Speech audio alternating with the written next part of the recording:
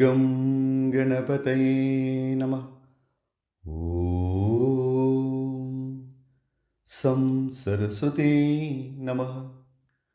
നമസ്കാരം പ്രിയമുള്ളവരെ, ലളിതം സഹസ്രകത്തിലേക്ക് ആദരവോടെ സ്വാഗതം. ശ്രീമദ് ഭഗവത്ഗീതയിലെ 2-ാം അധ്യായത്തിലെ ശ്ലോകത്തോടുകൂടി നമുക്ക് തുടങ്ങാം. ഓം ശ്രീകൃഷ്ണ പരമാത്മനേ നമഃ. അധ ശ്രീമദ് ഭഗവത്ഗീതായ സാഖ്യയോഗോ നാംനേ ദ്വിതീയോധ്യായേ ദ്വിതീയ ശ്ലോകഃ.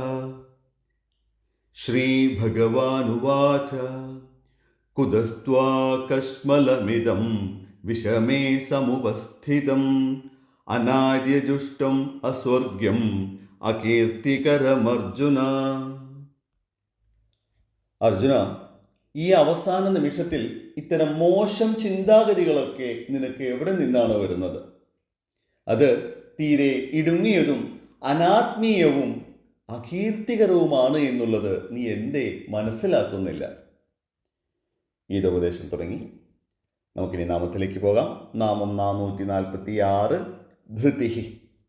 സ്വയം ധൃതിയായിട്ടുള്ളത് ഏതൊരു ശക്തിയാണോ ആ ശക്തിയെ ധൃതിഹി എന്ന് വിശേഷിപ്പിക്കുന്നു. ധൃതി എന്ന ഒറ്റവാക്കിന് ധൈര്യം, ആജ്ഞാശക്തി, ഉള്ളടക്കം, സ്ഥിരത, തീരുമാനം, കഠിനത, സ്ഥിരോത്സാഹം, സംതൃപ്തി, സൂക്ഷ്മത എന്നൊക്കെ നിരവധി അർത്ഥങ്ങളുണ്ട്. ധൃതി എന്ന പേരിൽ ഒരു ഛന്ദസ്സുമുണ്ട്.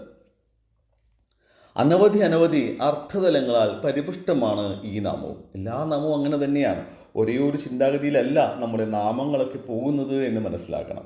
ധൈര്യം എന്ന വ്യാഖ്യാനത്തിലൂടെ തന്നെ നമുക്ക് ശ്രദ്ധിക്കാം. അതിസാഹസിക പ്രവൃത്തികൾ ചെയ്യുന്നതല്ല ധൈര്യം. സങ്കോചമില്ലാതെ ചെയ്യുന്ന പ്രവൃത്തികൾ ചെയ്യേണ്ട സമയത്തുള്ളതാണ് വിങ്ങൽ. സങ്കോചമില്ലാത്ത പ്രവൃത്തികൾ മതിയിൽ നിന്നാണ് ഉടലെടുക്കുന്നത്.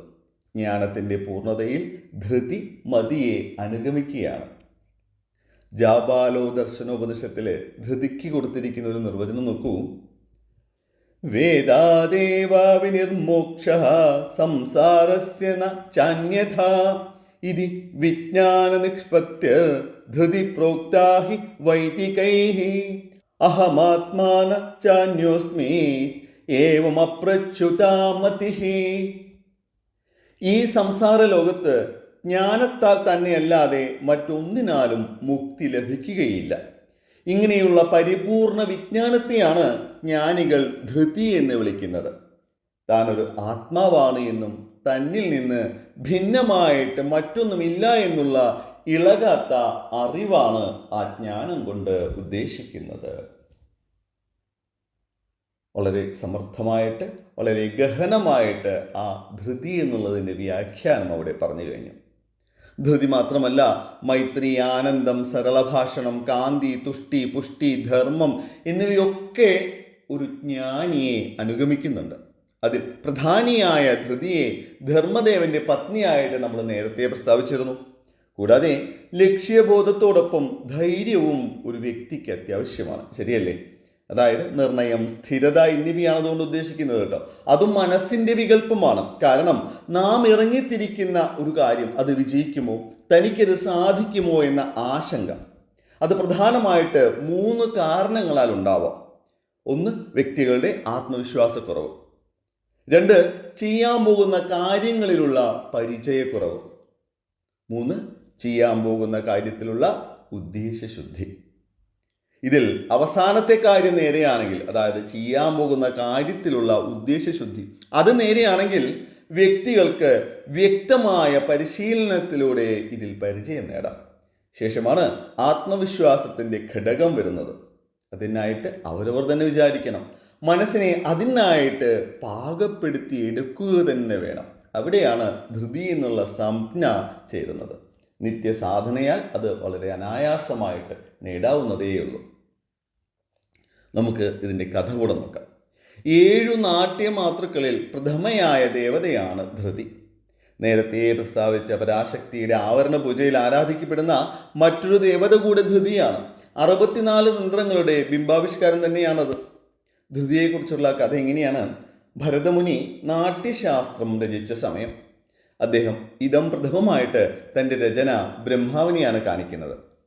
ബ്രഹ്മാവിനത് വളരെ ബോധിച്ചു. എന്നാൽ കൂടെ അതിലൊരു രംഗാവിഷ്കാരത്തിൽ അത്ര പഥ്യം വന്നില്ല. അപ്പോഴാണ് മുനി പറയുന്നത്, അല്ലയോ ബ്രഹ്മദേവ, ലക്ഷണയുക്തയായിട്ടുള്ള ഒരു സ്ത്രീയുടെ സഹായത്താൽ മാത്രമേ അങ്ങേക്ക് ഇതിൻ്റെ അർത്ഥവ്യാപ്തി മനസ്സിലാവുകയുള്ളൂ.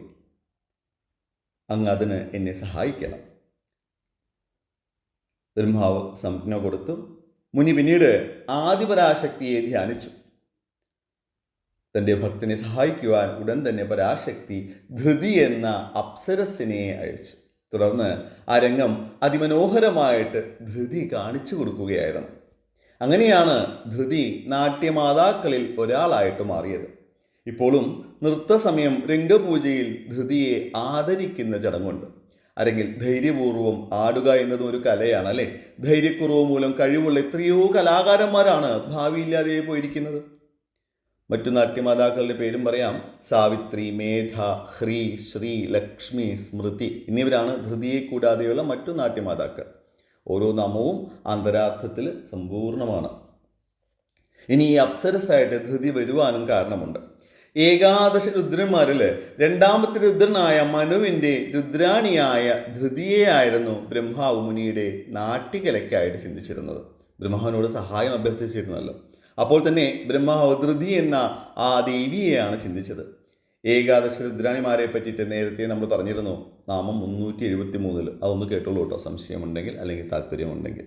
അതുകൊണ്ടാണ് പരാശക്തി മുനിക്കായിട്ട് ബ്രഹ്മാവിൻ്റെ ധ്യാനമൂർത്തിയെ തന്നെ അയച്ചത്.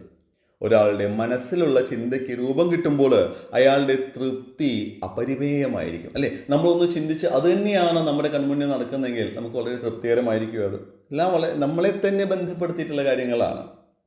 അതുതന്നെയാണ് ദേവിയും ഇവിടെ പ്രയോഗിച്ചത്.